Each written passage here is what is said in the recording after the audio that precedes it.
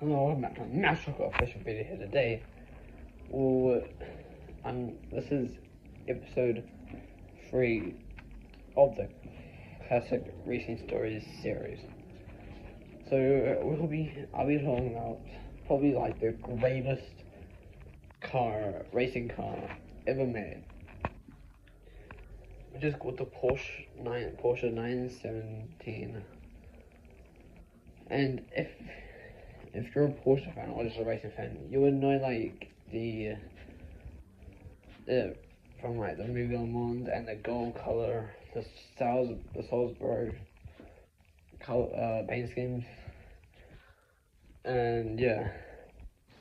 But I'm just gonna be telling you the whole entire history of it. Well, I might have to leave some stuff out, but it doesn't matter. Yeah. So the project of this car came in 1968, where the governing sports car racing thought that the prototypes are now getting too fast, so they limited it down to like 3 liters, and then so the prototypes would be 3 liters and the sports cars would be 5 liters. And Porsche, which was back then was a very little company. They're not like it wasn't like the company that is today. They wanted to go ahead with this 5-liter sports car thing.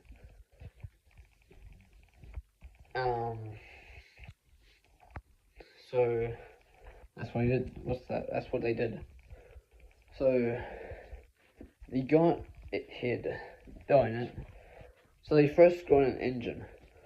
They wanted to make a flat 12, which they had never made that before. They made flat 6s, but they've never made a flat 12 until then. And so they made the engine, and then they made the car.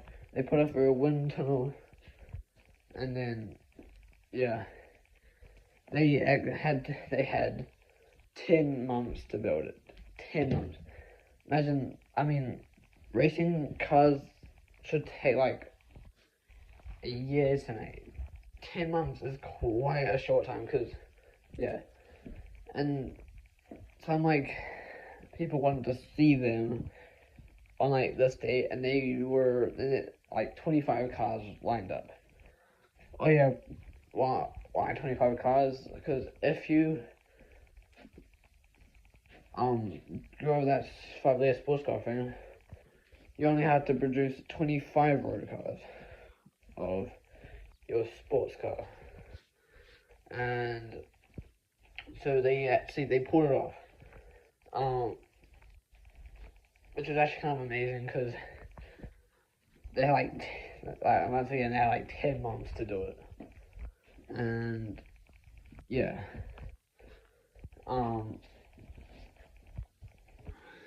There's actually one famous photo of like all the 25 early 917s. The 917s I'm talking about is the ones from 1969. Not the 1970 and 1971, no. But I'll talk to you about those later.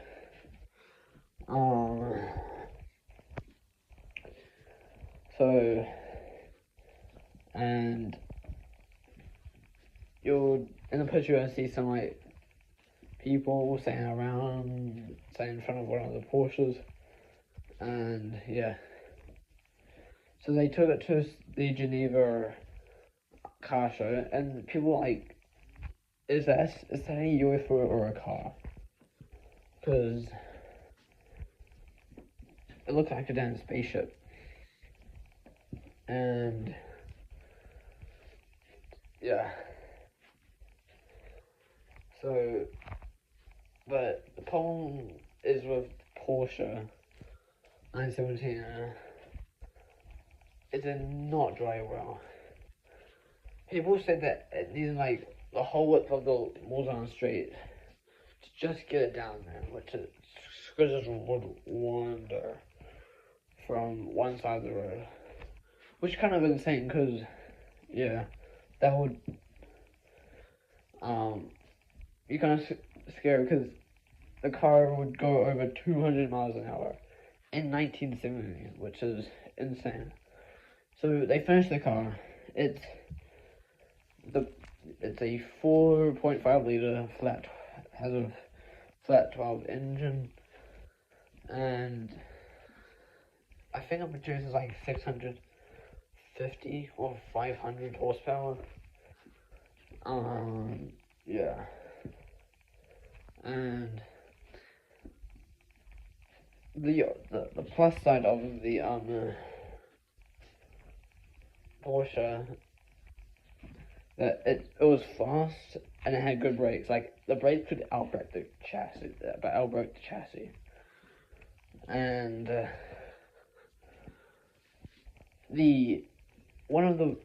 also the speed. One of the Porsches, 917s at Le Mans, went down the Warzone street and went 238 miles an hour, which was kind of insane coming from a car from the 1970s. Yeah. Oh no, 1960s. Early 1960s. No, late 1960s. I'm getting confused. But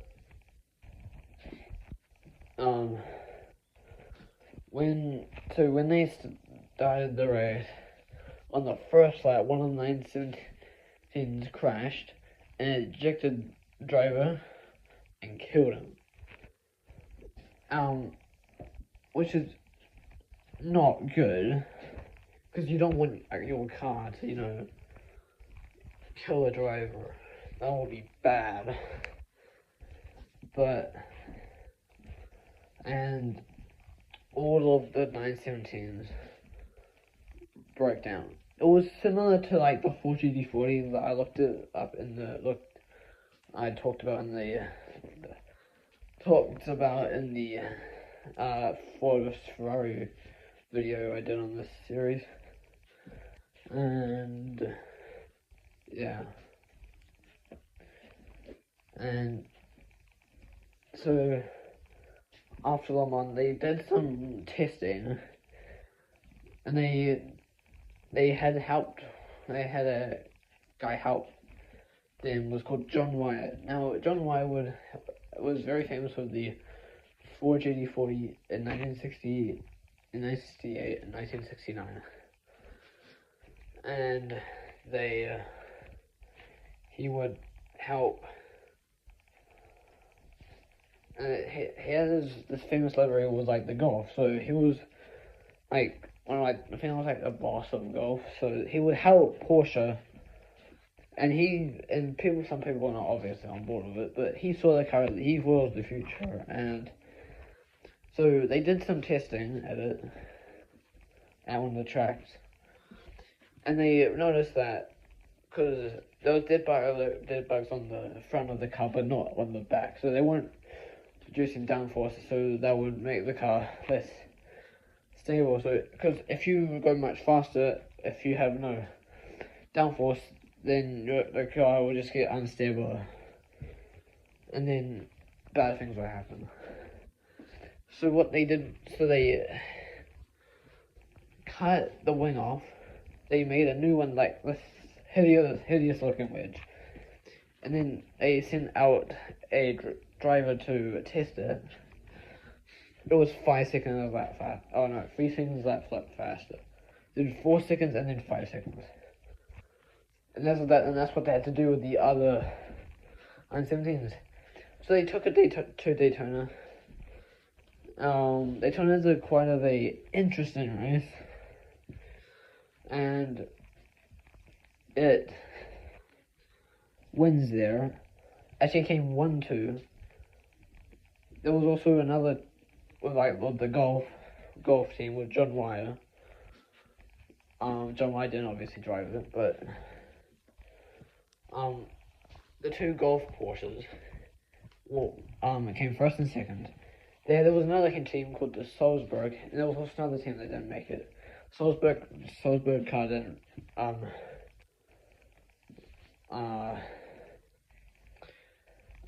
finish the race, but the two Golf did. The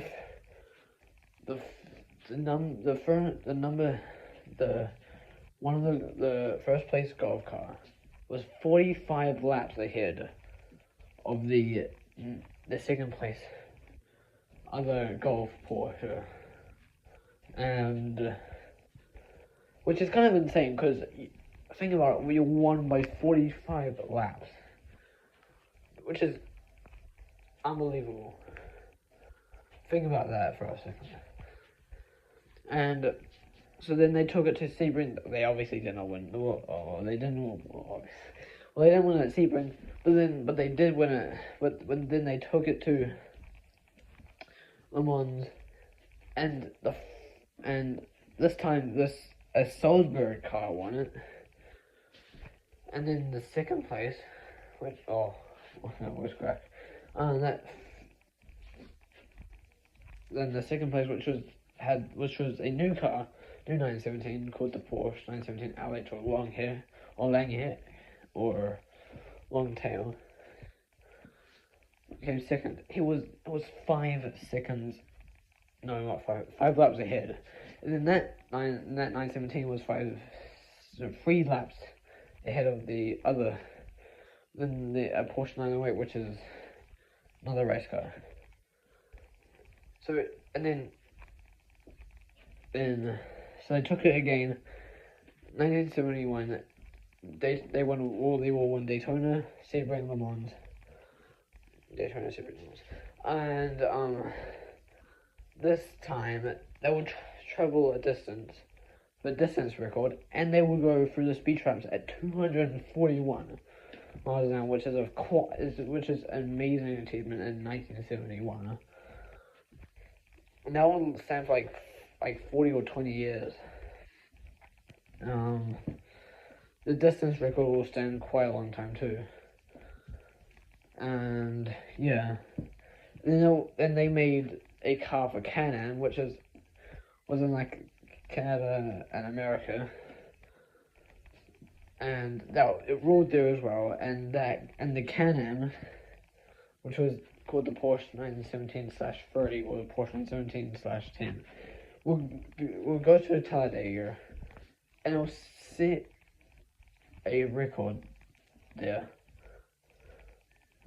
by a speed record at Talladega, the fastest lap record at Talladega.